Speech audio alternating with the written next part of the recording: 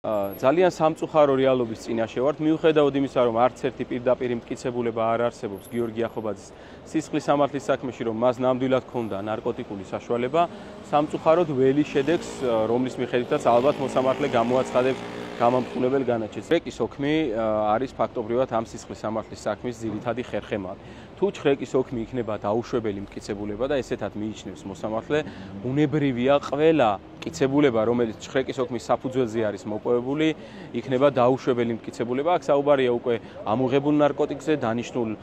ქიმიურ და ბიოლოგიურ ექსპერტიზაზე, შესაბამისად, ჭრეკის ოქმი წყვეტს ზოგადად სისხლის სამართლის საქმის ბედს. მოსამართლესთან დავაყენეთ საკითხი, როცა მან უკვე დეტალურად იცის თითოეული პოლიციელის მიერ მოწოდებული ინფორმაცია, მას აქვს გაცილებით ფართო არეალი და დიდი შესაძლებლობა შეაფასოს ჭრეკის ოქმის კანონიერება. მოსამართლემ კარგად მოусმინა მოწმეებს, რომელთაგან ვერცერთმა ვერ დაასაბუთა რა ღონე იღონეს და რა მცდელობა განახორციელეს, რომ მოეპოვებინათ ნეიტრალური მტკიცებულება. ერთის მხრივ სრულ ფაქტს ასახავენ ისინი ჭრეკის ოქში, რომ თითქოს ტექნიკური საშუალება არ ჰქონდათ, თუმცა მობილური ტელეფონი ედოთ, რომ გადაეღოთ ჭრეკის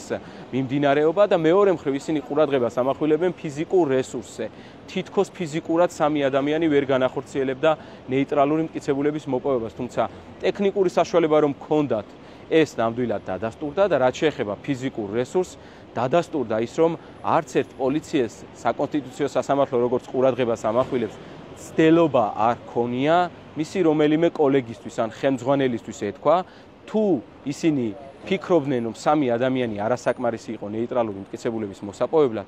ვინმესთვის მაინც ეთქვა, რომ დახმარებოდა ვინმე მათ, რაც თავარია 4 საათით ადრე ცენტრალური კრიმინალური პოლიციის დეპარტამენტი ფლობს ინფორმაციას, რომ 4 საათის შემდეგ გიორგი ახობაძე თანხმდელ პირთან ერთად კონკრეტულ ადგილზე გაივლის, მათ საკმარისი დროც აქვთ შესაძლებლობად სურვილის არსებობის პირობებში, თუმცა მათ არ ჰქონდათ სურვილი. არა შესაძლებლობა, არამედ მათ არ ჰქონდათ სურვილი, რომ ნეიტრალური მტკიცებულება მოეპოვებინათ. ეს ყველაფერი არგუმენტაცია მიემართება პროკურორის არგუმენტებს, რომ თითქოს პოლიციელები იყვნენ სამნი.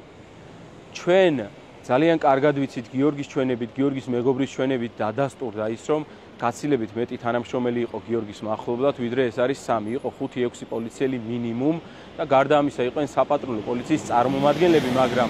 მიუხედავად ამისა ჩვენ სამართლებრივი დაშვების ფარგლებში გავყევით პროკურორის პოზიციას, გავყევით პროკურატურის პოზიციას და დავუშვით სავარაუდოდ, რომ თითქოს ეს იყვნენ ადგილზე იყვნენ მხოლოდ 3 პოლიციელები და მეტი არა და ამ პირობებშიც კი მოვიყვანეთ სათანადო არგუმენტები სასამართლოში, რომ ამ პირობებშიც ნამდვილად შეეძლო 3 პოლიციელს, რომ ეწარმოებინა ერთ-ერთ მათგანს ვიდეო გადაღება, ან 3 პოლიციელიდან თუ მხოლოდ 3 იყვნენ და მეტი არა, რომელიმე მათგანს რაიმე მცდელობა ჰქონოდა ნეიტრალური მტკიცებულების მოპოვების, ან ვინმესთან გასულიყვნენ კონტაქტზე თავიანთ თანამშრომელთან ოპერაციაზე გამოსვლამდე როგორც მინიმუმ და ეთქვათ, რომ ჩვენ 3 ვართ, თუ ნამდვილად 3 იყვნენ, რაც ესე არ არის, რა თქმა უნდა, ვინმესთვის ეთქვათ, რომ ჩვენ 3 ვართ, არ ვეყოფით ოპერაციას და გთხოვთ ვინმე დაგვახმარეთ. არანაირი კომუნიკაცია არავისთან არც ერთ პოლიციას არ ქონია. თუნდაც ვენდოთ პროკურორის პოზიციას, რომ ისინი იყვნენ 3, თუმცა დადასტურებულია ჩვენს მიერ წარმოდგენილი მტკიცებულებით, რომ ისინი იყვნენ გაცილებით მეტნი, ვიდრე ეს იყო 3 პირი, თუმცა მათი სურვილი არ იყო ნეიტრალური მტკიცებულების მოპოვება.